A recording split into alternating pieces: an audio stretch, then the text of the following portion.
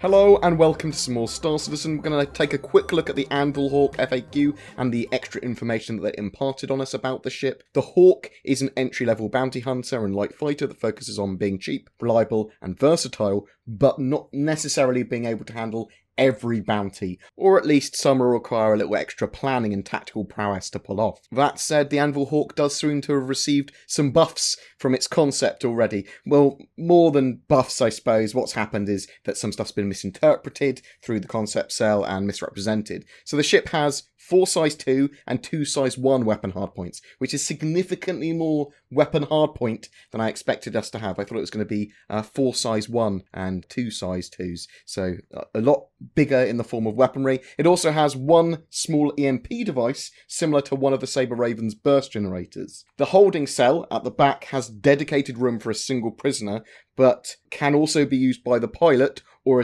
by a different player as a bed. It cannot be used for storage of cargo or anything else though, nor can the cell be swapped out for another module.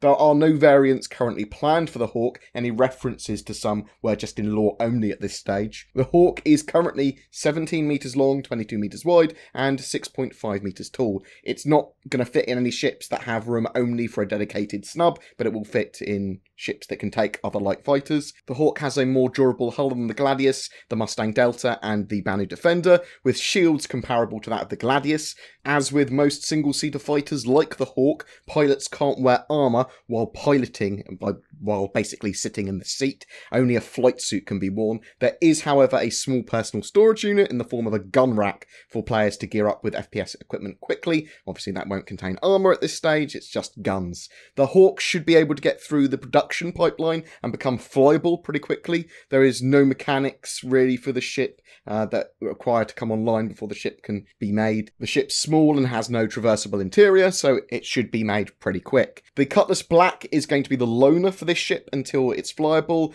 The flight balance will continue throughout coming patches with the HAWK and for all other ships as well. It's currently listed as having 200 SCM at the moment, so it's pretty average speed-wise, a bit slower than a Gladius. Its afterburner speed is listed as 500. I'm actually assuming that's referring to its first stage afterburner, as the rest of the ships are actually listing their second stage afterburners there, and I would expect the second stage afterburner of this ship to be listed at around 1100, 1200 at the moment, so that it's similar to that of an Avenger. The real downside for this ship being that it's average or slightly below average in certain speeds than other ships in its class. But even so, this ship is extremely appealing. I really like ships that focus on guns instead of missiles, because it doesn't have any missiles, and as such can be geared up for different encounters, for combat, and run relatively cheaply if you're going for an all-energy weapon setup.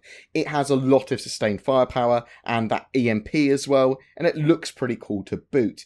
As well as having somewhere to log out in the verse as well. You can literally get into your own little protective pod in the back, although it's a prison. You can use it as a bed, although you will have to EVA over to the back of it if you're in space. But I just like the idea of having a bed there. It's a really cool ship, and it's taken my top spot for favourite light fighter. The HAWK is on concept sale until the 11th of December as well, but it will almost certainly go on sale again in the future, and it will probably be very easy to get in-game once it's released. So bear that in mind, and when 3.1 comes out, you're going to be able to buy these ships in-game with Alpha UEC anyway. Not sure about the balancing or the economy or the amount of time it will take, but I suspect for stuff like that, it'll be relatively quickly. And you don't need to buy these ships, everything's obtainable in-game. Every month we have a giveaway. For December, it's the huge Orion mining vessel donated by our featured org Selfmade, an organisation looking at all types of gameplay with a lawful neutral stance and focusing on kind of developing yourself as an individual and not being a dick to others. Links below if you're interested in joining them. All you need to do to be in for a chance of winning that Orion is be subscribed to my YouTube channel and comment on any of my videos during the month. Do you have any questions about Alpha 3.0, about the HAWK, about the Hammerhead, about ships in concept, anything? Chuck them in the comments below. A special thank you to my Patreons who allow me to create the amount of content I do. If you're interested in becoming one of them, you can find the links to Patreon downstairs, or down below. I don't know who said downstairs. There's no stairs here. It's YouTube, unless you search for a video on stairs. Please don't forget to like and subscribe, as it really does help me, and I'll see you in the verse.